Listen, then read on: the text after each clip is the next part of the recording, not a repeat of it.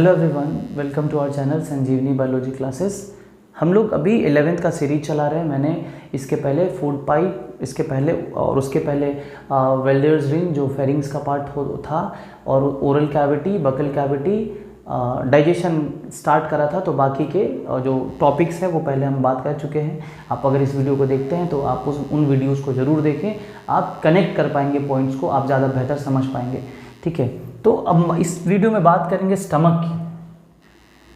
ठीक है, स्टमक जब भी हम बोलते हैं तो आपके दिमाग में एक ही वर्ड आता है, पेट। आपको पता है स्टमक को गैस्टर भी कहते हैं। तो इसीलिए जब भी आप गैस्टर वर्ड सुनेंगे, जैसे गैस्ट्रोएंटेरोलॉजिस्ट पेट के डॉक्टर को बोलते हैं, गैस्ट्रिक प्रॉब्लम हो जाता है, गैस प्रॉब्लम बोलते हैं ना, गैस्ट्रिक प्रॉब्लम, गैस्ट्रिटाइटिस, है ना। तो जो भी वर्ड गैस्ट्रो से रिलेटेड हो तुरंत समझ जाइए कि डाइजेस्टिव सिस्टम या फिर स्टमक से रिलेटेड है, क्योंकि इसको गैस्टर बोला जाता है। गैस्ट्रिक ग्लैंड, गैस्ट्रिक जूस, है ना, और भी बहुत सारे वर्ड। तो इसका काम क्या है, तो इसको हम लोग पूरा डिकोड करके समझेंगे। देखिए, ये जो फूड पाइप है ये किधर खुलता है? स्टमक में।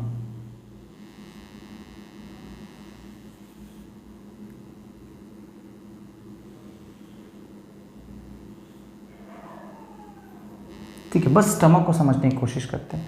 तो सबसे पहला जो इसका फीचर है वो ये है कि ये एक मस्क्यूलर ऑर्गन है। There is no bone in this organ, muscular organ. ठीक है, उसके बाद ये जे शेप में होता है, ये भी पूछा जाता है एग्जाम में, जे शेप में होता है। यहाँ पे ज़्यादा से ज़्यादा टाइम तक फूड स्टोर किया जाता है। तो आप इसको कह सकते हैं storage house of food.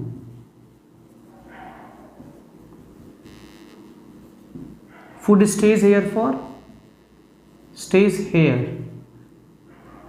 up to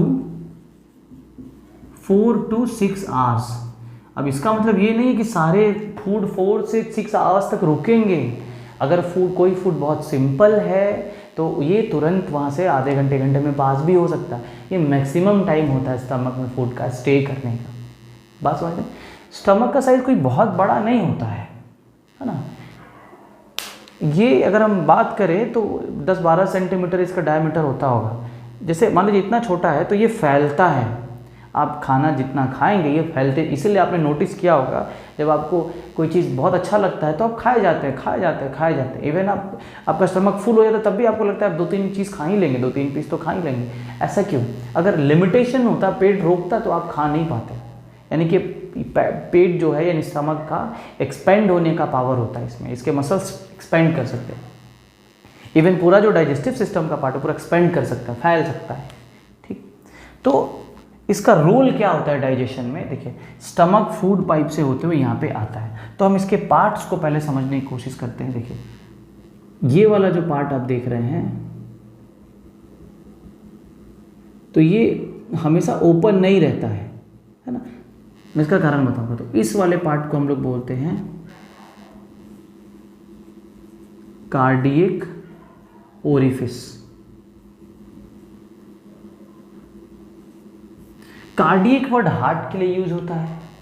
ठीक है, अब कार्डियक वर्ड हार्ट के लिए यूज होता है तो ये हार्ट से तो रिलेटेड नहीं है, क्योंकि ये हार्ट के नज़दीक ही होता है, इसीलिए इसका नाम रख दिया है कार्डियक। ठीक है, तो ये वाला जो पार्ट होता है लगभग ये वाला पार्ट, इसको बोलते हैं कार्डिया। मैं इसको इरेज कर देता हूँ। ओरिफिस का मतलब होता है ओपनिंग, खुला हुआ पार्ट। इधर से ही क्या होता है कि फूड अंदर आ पाता है। एक और चीज़ मैं बता दूँ, ये कार्डियक ये एक स्फिंटर मसल है। स्फिंटर मसल क्या होता है? इसकी एक स्पेशलिटी होती है कि ये खुल बन सकता है अपने से। जैसे मान लीजिए स्टमक है तो आपको मालूम होगा स्टमक में एसिड होता है। अब वो एसिड अगर खाने को डाइजेस्ट करता है तो उससे गैस भी रिलीज होगा। अभी गैस अगर निकलता है, वो मान लीजिए, तो गैस तो वैसे भी निकलता है डकार के फॉर्म में। तो अगर गैस्ट्रिक कंटेंट यानी कि उसके साथ साथ अगर गैस भी आ जाए, या फिर हम ऐसे झुक रहे हैं मान लीजिए ऐसे, तो पेट का एसिड झुकने से निकल आ सकता है ना इधर। तो इसलिए क्लोज रहता है। जब तक खाना नहीं जाएगा अंदर इसको तब तक ये क्लोज रहेगा, ताकि एसिड वगैरह ऊपर की तरफ माउथ में ना आए। कभी कभी ऐसा होता है, उल्टी देखिएगा, जब भी आपको वॉमिटिंग होती है तो मुंह बहुत कड़वा हो जाता है, आपका बहुत कड़वा हो जाता है। क्योंकि एसिड का कुछ कंटेंट आ जाता है माउथ में, क्योंकि खुल के ही ना आया होगा, वापस फूड आएगा तो खुल के ही आएगा, तो इसीलिए क्लोज रहता है। ये तभी खुलेगा जब खाना जाना होगा अंदर, तो ये खुल जाता है, अदरवाइज ये क्लोज रहता है। तो ये कार्डियक स्फिंक्टर या कार्डियक ओरिफिस कह सकते हैं। ओरिफिस मतलब ओपनिंग, ठीक है। ये पार्ट कार्डिया है, ये पार्ट इसको बोलते हैं फंडस, ठीक है। ये पार्ट जो मेन है इसको बोलते हैं, थोड़ा और बड़ा करना पड़ेगा इसको, ये मेन पार्ट जो ये आपका बॉडी, स्टमक का मेन पार्ट बॉडी, और लास्ट वाला ये पार्ट जो देख रहे हैं इसको बोलते हैं पाइलोरस। और ये वहाँ यहाँ पे भी क्या होता है, स्फिंक्टर मसल होता है, क्योंकि जब ऊपर से क्लोज रखा जाता है तो नीचे से भी तो क्लोज रखा, यानी कि एक बैग की तरह क्लोज रहता है ये, तो इसको बोल सकते हैं आप पाइलोरिक ओरिफिस। इस ओपनिंग को क्या बोल सकते हैं आप, पाइलोरिक ओरिफिस। क्लियर है? मैं रिपीट कर दूं, 4 part, cardia, fundus, body, pylorus, orifice. ये हो गया कार्डियक ओरिफिस, ये हो गया पाइलोरिक ओरिफिस जो ओपनिंग है, यानी कि जहाँ से स्फिंक्टर मसल क्लोज और ओपन हो सकते हैं। खाना जब ऊपर से आएगा तो ये ओपन होगा, फिर क्लोज हो जाएगा, और जब तक खाना ठीक से इसमें डाइजेस्ट नहीं होता है तब तक ये क्लोज रहेगा। सोचिए ज़रा, हम कुछ नहीं बता रहे, सब अपने आप हो रहा है, यानी कि ये चीज़ें भी सोच सकती हैं, ऑर्गन्स को पता है कि कब क्या कैसे करना है ना। काफ़ी यूनिक बॉडी है हमारा। तो ये इसका बेसिकली पार्ट होता है, इसका काम होता है। अब इसको मिटाना पड़ेगा क्योंकि दूसरे पार्ट को समझना है, लेबल करना है, तो ज़रा देखिए।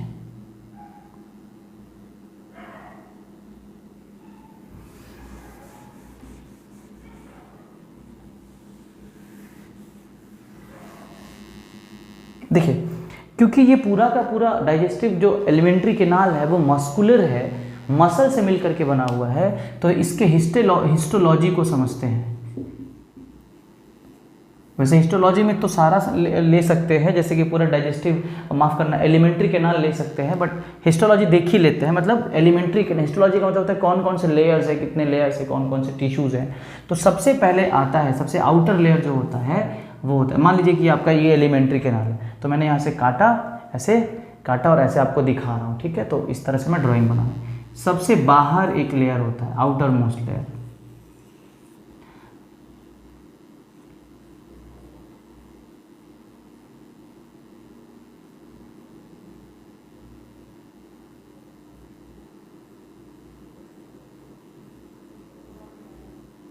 इसको बोलते हैं सिरोसा।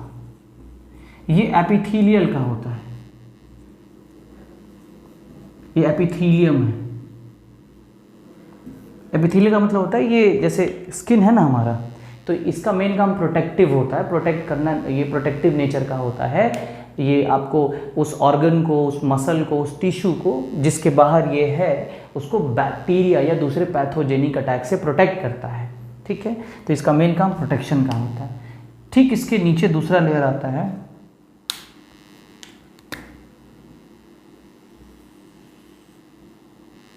तो ये मेन लेयर होता है आपका। मैं पूरा नहीं ड्रॉ करूंगा, टाइम लगेगा।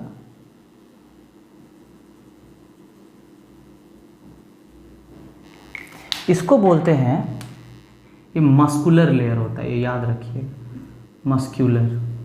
तो इसका नाम है मस्कुलरिस, मस्क्यूलरिस। ये टोटल मस्कुलर होता है, हाईली ब्लड वेसल से सप्लाइड होता है, मतलब ब्लड वेसल्स इसी के पास जाते हैं, ब्लड इसी को मिलता है।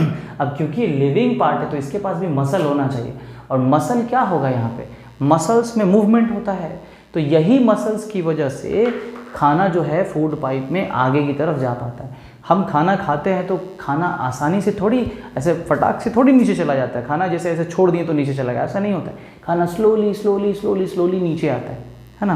तो मान लीजिए फूड, मैंने फूड पाइप वाले सेक्शन में बताया हुआ है, मान लीजिए आपका फूड पाइप है, तो खाना फटाक से ऐसे नहीं आएगा। जैसे खाना यहाँ पे आया तो ये वाला भी रीजन बंद होगा इसका, यानी ये फूड पाइप जो है अभी इधर से क्लोज होगा, फिर इधर से दाबा जाएगा तो इधर खाना आएगा, अब इधर से क्या हो जाएगा, खुल जाएगा। तो ये मसल जो है खुद ही ऐसा मूवमेंट क्रिएट करता है, ऐसे ऐसे दाब दाब के खाने को लेकर के नीचे जाता है, तो इसी मूवमेंट को पेरिस्टाल्सिस बोलते हैं। तो ये मूवमेंट इसी मसल में होता है, मस्क्यूलरिस में। इसके बाद जो लेयर आता है वो होता है सबम्यूकोसा, ये वाला जो लेयर है।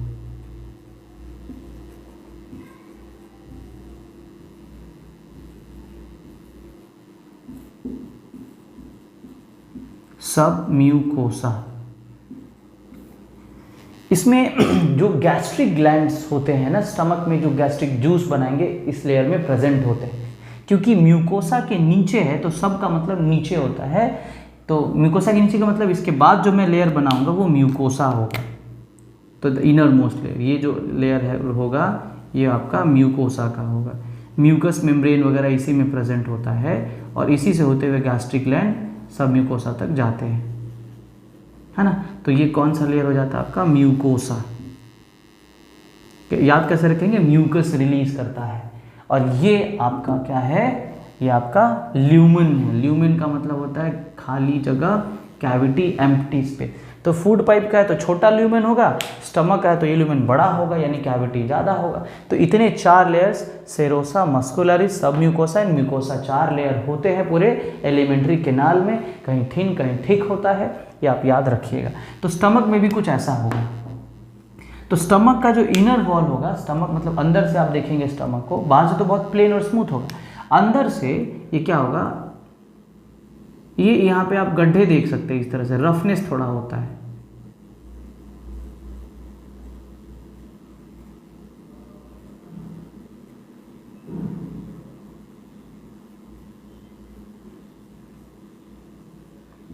ठीक है, ये रफनेस क्या है, तो ये गैस्ट्रिक ग्लैंड्स इसमें प्रेजेंट होते हैं। गैस्ट्रिक ग्लैंड्स इसमें प्रेजेंट होते हैं। अभी ये गैस्ट्रिक ग्लैंड का काम क्या होता है, तो डाइजेशन के लिए गैस्ट्रिक जूस बनाना, जिसको हम डाइजेस्टिव ग्लैंड के सेक्शन में देखेंगे। अभी हम लोग स्टमक के स्ट्रक्चर को देख रहे हैं, तो गैस्ट्रिक जूस बनाना इनका काम होता है, इनकी वजह से रफनेस होता है। और ठीक भी है, खाना अगर ये प्लेन होगा तो खाना फिर वही जो है इजीली आगे पास कर जाएगा। तो खाना यहाँ थोड़ी देर रहना ज़रूरी है खाना को, और आपके मुंह में जो दांत होता है खाने को छोटे छोटे पीसेज में कन्वर्ट करता है। स्टमक में जाने के बाद स्टमक भी उसको ऐसे ऐसे ऐसे ऐसे हिलाता है और ज़्यादा छोटे पीसेस में खाने को कन्वर्ट करता है। देखिए, खाना जितना छोटा होगा, फूड को आप जितना ज़्यादा चबाएंगे, जितना ज़्यादा छोटा फूड मॉलिक्यूल बनेगा, उतना ज़्यादा बॉडी को आसानी से खाना पचा पाएगा बॉडी। और स्टमक और इंटेस्टाइन को थोड़ी कम मेहनत करनी होगी फूड को डाइजेस्ट करने में और एब्जॉर्ब करने में। फॉर एग्जाम्पल, अगर आप खाने का अमाउंट मान लीजिए आपका ½ kg है, आधा किलो है, तो ज़्यादा चबा के खाएंगे तो ज़्यादा से ज़्यादा खाना एब्जॉर्ब हो पाएगा। इसीलिए कहा जाता है खाने को ज़्यादा से ज़्यादा चबाइए। आप इसको ऐसे समझिए ना, आपके मान लीजिए टी सीव है, मतलब चाय छन्नी है, तो अगर छोटे छोटे मॉलिक्यूल्स होंगे चाय पत्ती के तो वो चाय सीव को क्या कर जाएंगे, पास कर जाएंगे। बड़े मॉलिक्यूल्स होंगे तो ऊपर ही रह जाएंगे। तो चाय के केस में, चाय जो छानने वाला है उसमें चाय का जो पत्ती नीचे आना ठीक नहीं है, लेकिन हमारे बॉडी में क्रॉस करना है, तभी तो स्मॉल इंटेस्टाइन का जो पार्ट है जहाँ से फूड को क्रॉस करके एब्जॉर्ब होना है ब्लड में, तो जितना ज़्यादा छोटा होगा खाना मॉलिक्यूल उतना इजीली वो एब्जॉर्ब हो पाएगा ब्लड में। तो ये था स्टमक का पार्ट। और हाँ, एक और चीज़ मैं बताता चलूँ, कहा जाता है स्टमक जो है आपको रूमिनेंट्स में, यानी कि जो घास फूस खाने वाले हर्बीवोर ऑर्गेनिजम्स हैं उनमें 4 पेट होता है। पेट 4 नहीं होता है, पेट के 4 पार्ट्स होते हैं, है ना, रूमिनेंट्स में। उसके भी सेक्शन हम लोग बना लेंगे। तो उसमें एक ही पेट होता है और पेट के 4 सेक्शंस होते हैं, ठीक है। रूमेन होता है, ओमेसम होता है, एबोमेसम होता है, रेटिकुलम होता है। ये 4 पार्ट होते हैं। जो भी रूमिनेंट्स, मतलब आपने रूमिनेंट्स का मतलब तो रूमिनेशन एक प्रोसेस होता है। गाय भैंस बकरी ऐसे ऐसे ऐसे ऐसे खाना को चबाते रहते हैं। तो फर्स्ट बार में तो खाना को सीधा निगल जाते हैं बिना चबाए, और स्टमक के फर्स्ट पार्ट में जाकर स्टोर हो जाता है। फिर जब शांति से बैठते हैं तो फिर उसको बैक कर सकते हो, खाने को निकाल के फिर माउथ में लेके आते हैं, फिर उसको आराम से चबा के खाते हैं। तो ये उनके बारे में था। तो बेसिकली हमारा स्टमक आप देख चुके हैं, जे शेप ऑर्गन होता है, कम्प्लीटली मस्कुलर होता है, 4 लेयर्स होते हैं, सीरोसा, मस्कुलरिस, सब म्यूकोसा और म्यूकोसा। स्टमक जे शेप में होता है। इसमें मिलियंस ऑफ गैस्ट्रिक ग्लैंड्स होते हैं जो क्या करते हैं, खाने को गैस्ट्रिक जूस बनाते हैं। फिर ये गैस्ट्रिक जूस फूड को डाइजेस्ट करने में हेल्प करता है, जिसको हम लोग डाइजेस्टिव ग्लैंड के सेक्शन में देखेंगे। और खाना यहाँ पे लगभग 4 से 6 घंटे तक होता है। कुछ बीमारी के बारे में भी देख लेते हैं। स्टमक, जिसको हम लोग गैस्टर भी बोलते हैं, देखिए यहाँ पे क्या होता है ना, अगर एक इन्फेक्शन लग जाता है जिसकी वजह से इसको अल्सर हो सकता है, इसको पेप्टिक अल्सर भी बोलते हैं। अब इसको ये 2 कारण से हो सकता है, या तो एसिड ने स्टमक के लेयर को जो है चीरते हुए यहाँ पे इसको क्या कर दिया है, घाव बना दिया, क्योंकि एसिड क्या कर सकता है, कोरोसिव होता है, वो जला सकता है स्किन को, है ना, या फिर मसल को। तो अगर खाना बहुत ज़्यादा देर तक नहीं खाया है आपने, बहुत ज़्यादा भूखे रहते हैं बहुत देर तक, तो एसिड क्या कर सकता है, अफेक्ट कर सकता है डायरेक्टली स्टमक के वॉल को। करता भी है लेकिन उस हद तक नहीं करता है। तो यहाँ पे आपको ज़्यादा देर भूखे नहीं रहना चाहिए, इसलिए थोड़े थोड़े समय पे कुछ कुछ खाते रहें। पहला कारण हो सकता है कि एसिड की वजह से, ड्यू टू एसिड। दूसरा कारण हो सकता है बैक्टीरियल इन्फेक्शन। बैक्टीरियल इन्फेक्शन, इस बैक्टीरिया का नाम है हेलिकोबैक्टर। हेलिकोबैक्टर पाइलोरस या पाइलोरी, ठीक है। ये बैक्टीरिया इन्फेक्शन का कारण होता है स्टमक में, बहुत पेनफुल होता है। अब जरा सोचिए, स्टमक में क्या है कि अगर स्टमक में कोई वुंड हो गया, कोई कट फट गया या फिर इन्फेक्शन लग गया, तो एसिड बार बार उसको टच करेगा, कितना पेनफुल होता है ये, है ना। तो ये इन्फेक्शन की वजह होता है। दूसरा कारण क्या होता है कि हमें कभी कभी एसिडिटी महसूस होता है। तो एसिडिटी क्या है, या फिर एसिडिटी बोलते हैं, या फिर हार्ट बर्न एक कंडीशन होता है, हार्ट बर्न। तो ये हार्ट बर्न तो हार्ट से रिलेटेड है ही नहीं। देखिए, जब आपको एसिडिटी होगा तो ये वर्ड किस चीज़ से रिलेटेड है, मतलब एसिड से रिलेटेड है। अभी स्टमक में एसिड बनता है, वो तो बनता ही है, तो फिर हमें कभी कभार एसिडिटी क्यों होता है, जब एसिड का प्रोडक्शन ज़्यादा होता है। और कब ज़्यादा होगा, या तो आपने खाना सही नहीं खाया है, बहुत स्पाइसी बहुत ऑयली खाना खाया, या फिर आप टाइम टू टाइम खाना नहीं खा रहे हैं, खाना कभी खाना था आप लेट से खाना खा लिए, तो एसिड का जो प्रोडक्शन है वो कम ज़्यादा हो सकता है। उसकी वजह से क्या होता है, एसिड बहुत ज़्यादा बनता है, और हमें जब धकार आता है ना, मैंने जो गैस निकलता है स्टमक से, उसके साथ साथ एसिड का जो गैस है वो भी आता है, एसिड कंटेंट भी हमें महसूस होता है। तो यहाँ पे जब वो यहाँ से निकलना शुरू होता है, क्योंकि फूड पाइप हार्ट से होते हुए निकल रहा है, मतलब हार्ट के बगल से, तो फूड पाइप में जलन होती है, तो उसी को हम लोग बोलते हैं हार्ट बर्न। तो एसिडिटी से क्या होगा, हार्ट बर्न भी होता है, but that is not related to heart. याद रखिए, क्वेश्चन पूछा जा सकता है।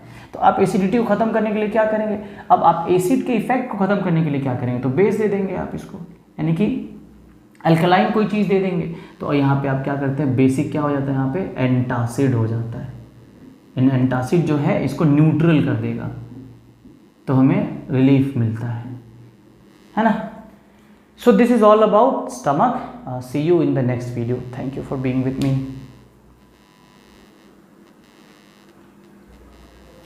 Audio Jungle.